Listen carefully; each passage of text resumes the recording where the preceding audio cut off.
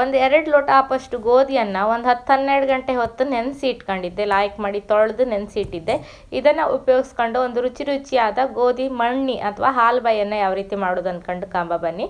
ನಮಸ್ಕಾರ, ನಾನು ಪವಿತ್ರ ಭಾಗವತ್. ಹಳ್ಳಿ ಕಿಚನ್ ಚಾನಲ್ಗೆ ನಿಮ್ಮೆಲ್ಲರಿಗೂ ಪ್ರೀತಿಯ ಸ್ವಾಗತ.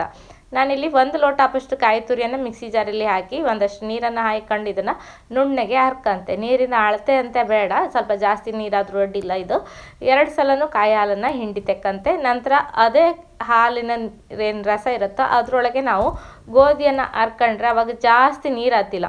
ನಮಗೆ ಗೋಧಿಯನ್ನು ಅರ್ಧ ಕಡೆಗೆ ಹಿಂಡಿಸೋಷ್ಟೊತ್ತಿಗೆ ಅದು ಒಂಥರ ಅಂಟಿರುತ್ತಲ್ಲ, ಹಾಗಾಗಿ ಸ್ವಲ್ಪ ಜಾಸ್ತಿ ನೀರು ಬೇಕಾಯ್ತು. ತುಂಬ ನೀರು ಹಾಕೊಂಡ್ರೆ ಕಡೆಗೆ ಅದನ್ನು ಮೊಗ್ಚಕ್ಕೂ ಜಾಸ್ತಿ ಹೊತ್ತು ಬೇಕಾಯ್ತು. ನಾನು ಅದಕ್ಕೆ ಫಸ್ಟಿಗೆ ಕಾಯಿ ಹಾಲನ್ನು ತೆಕ್ಕೊಂಡು ಅದೇ ಹಾಲಲ್ಲಿ ಗೋಧಿಯನ್ನು ಹರ್ಕೊಂಬುದು. ಈಗ ಕಾಯಿ ಹಾಲೆಲ್ಲ ಹಿಂಡಿ ಆಯಿತು, ಅದೇ ಮಿಕ್ಸಿ ಜಾರಲ್ಲಿ ನೆನೆಸಿ ಇಟ್ಕೊಂಡ ಗೋಧಿಯನ್ನು ಹಾಕ್ತಾಯಿದ್ದೆ. ಅದಕ್ಕೆ ತೆಗೆದಿಟ್ಕೊಂಡ ಕಾಯಿ ಹಾಲನ್ನು ಹಾಕ್ಕೊಂಡು ಇದನ್ನು ನುಣ್ಣಗೆ ಹರ್ಕಂತೆ. ಗೋಧಿ ಗಟ್ಟಿ ಅಲ್ದ, ಹಾಗಾಗಿ ಸರಿಯಾಗಿ ನೆನ್ಕಣ್ಕೊ 10-12 ಗಂಟೆ ಹೊತ್ತು ನೆಂದರೆ ಅರಿಯೋದಕ್ಕೆ ಸುಲಭ ಆಯ್ತು. ಅದೊಂಥರ ಅಂಟಿನ ಅಂಶ ಇರುತ್ತಲ್ಲ, ಅದನ್ನು ಹಿಂಡಕ್ಕೆ ಸ್ವಲ್ಪ ಜಾಸ್ತಿ ಹೊತ್ತು ಬೇಕಾಯ್ತು. ಅದನ್ನು ಈ ರೀತಿ ಬಟ್ಟೆ ಒಳಗೆ ಹಾಕಿ ಹಿಂಡಿಸಿದ್ರೆ ಲೈಕ್ ಆಯ್ತು. ಅದಕ್ಕೆ ನಾನು ಒಂದು ಬಟ್ಟೆಯನ್ನು ಹಾಕ್ಕೊಂಡು ಜರಡಿ ಮೇಲೆ ಅದ್ರ ಮೇಲೆ ಅರ್ದಿದ್ದ ಗೋಧಿಯನ್ನು ಹಾಕಿ ಹಿಂಡ್ತಾಯಿದ್ದೆ. ಈ ರೀತಿ 2-3 ಸಲ ಹಾಕಿ ಮತ್ತೆ ಹಿಂಡಿ ಹಾಲನ್ನು ತೆಕ್ಕಣ್ಕು. ಗೋಧಿ ಮಣ್ಣಿ ಮಾಡೋದಕ್ಕೆ ಮೊಗ್ಚೋದಕ್ಕಿಂತ ಸ್ವಲ್ಪ ಜಾಸ್ತಿ ಹೊತ್ತು ಈ ರೀತಿ ಹಾಲನ್ನು ತೆಕ್ಕಂಬಕ್ಕೆ ಬೇಕಾಯ್ತು. ಆ ಅಂಟಿರುತ್ತಲ್ಲ, ಸೀದಾ ಹಾಲು ಇಳಿದು ಬರ್ತಿಲ್ಲ, ಮತ್ತೆ ಒತ್ತಿ ನಾವು ಹಾಲನ್ನು ಹಿಂಡ್ಕಣ್ಕತ್ತು. ಈ ರೀತಿ ನೀರಲ್ಲಿ ಬೇಕಾದರೆ ಹಾಕಿ ಹಿಂಡಿ ತೆಕ್ಕೊಂಡ್ರೆ ಕ್ಲೀನಾಗಿ ಬತ್ತು. ಅದರೊಳಗೆ ಬಟ್ಟೆಲೆಲ್ಲ ಹಿಡ್ಕೊಂಡಿರತ್ತಲ್ಲ ಅದೆಲ್ಲ ಲಾಯ್ಕಾಯಿ ಬತ್ತು. ಈ ಹಾಲನ್ನು ಮತ್ತೊಂದು ಸಲ ಗೋಧಿಯನ್ನು ಅರಿಯುವಷ್ಟೊತ್ತಿಗೆ ಉಪಯೋಗಿಸ್ಕೊಳ್ಲಕ್ಕು. ಇಡೀ ಗೋಧಿ ಇನ್ನೂ ಇದ್ದಿತ್ತು, ಅದಕ್ಕೆ ನಾನು ಆ ರೀತಿ ಹಿಂಡಿ ಇಟ್ಕೊಂಡ ಹಾಲನ್ನು ನೀರೇನಿತ್ತು ಅದನ್ನು ಉಪಯೋಗಿಸಿದ್ದೆ. ಎಲ್ಲ ಹಿಂಡಿ ಆಯಿತು. ಈಗ ಈಗ ಇದಕ್ಕೆ ಒಂಚೂರು ಉಪ್ಪನ್ನು ಹಾಕ್ಕೊಂಡಿದ್ದೆ. ನಂತರ ಮುಳುಗುವಷ್ಟು ನೀರನ್ನು ಹಾಕ್ಕೊಂಡು ಬೆಲ್ಲವನ್ನು ಕರಗಿಸ್ಕೊಳ್ಕು. ಮತ್ತು ಮಣ್ಣು ಕಲ್ಲು ಎಲ್ಲ ಇರುತ್ತಲ್ಲ, ಕರಗಿಸಿ ಹಾಕಿದರೆ ಕ್ಲೀನ್ ಆಗ್ತ ಅಂದ್ಕೊಂಡು ಇದಕ್ಕೆ ಇದನ್ನು ಹಾಕಿ ಸೋಸ್ಕಂತೆ. 2 ಲೋಟ ಗೋಧಿಗೆ ಸಾಧಾರಣ ಒಂದು 4-5 ಲೋಟ ಆಪಷ್ಟು ಹಾಲು ರೆಡಿ ಆಯಿತು. ಮತ್ತು ಈ ಬೆಲ್ಲದ ನೀರು ಒಂದು 6 ಲೋಟದವರೆಗೆ ನೀರಾಯ್ತಂತ ಹೇಳಕ್ಕೆ, ಅಂದರೆ ಅಷ್ಟು ನೀರನ್ನು ನಾನು ಇದಕ್ಕೆ ಹಾಕ್ಕೊಂಡಿದ್ದೆ. ಇದನ್ನು ಈಗ ಸಣ್ಣ ಬೆಂಕಿಯಲ್ಲಿ ಮುಗ್ಚುತ್ತಾ ಹೋಯ್ಕು. ಫಸ್ಟಿಗೆ ಗಟ್ಟಿ ಆತ ಬತ್ತು, ಒಂಥರ ಉಂಡೆ ಅನಿಸುತ್ತು.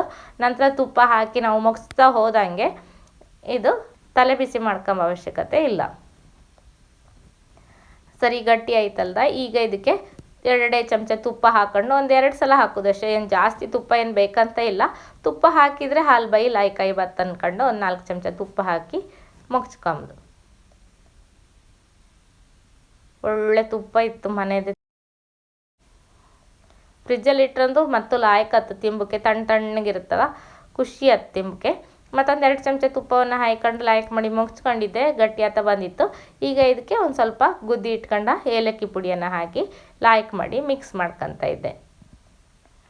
ಇಷ್ಟು ಗಟ್ಟಿ ಆದರೆ ಸಾಕು, ತಳ ಬಿಡ್ತಾ ಬಂದಿತ್ತು. ಇದನ್ನು ಈಗ ತುಪ್ಪ ಸವರಿ ಇಟ್ಕೊಂಡ ಒಂದು ಟ್ರೇಗೆ ಹಾಕ್ಕೊಂತ ಇದ್ದೆ.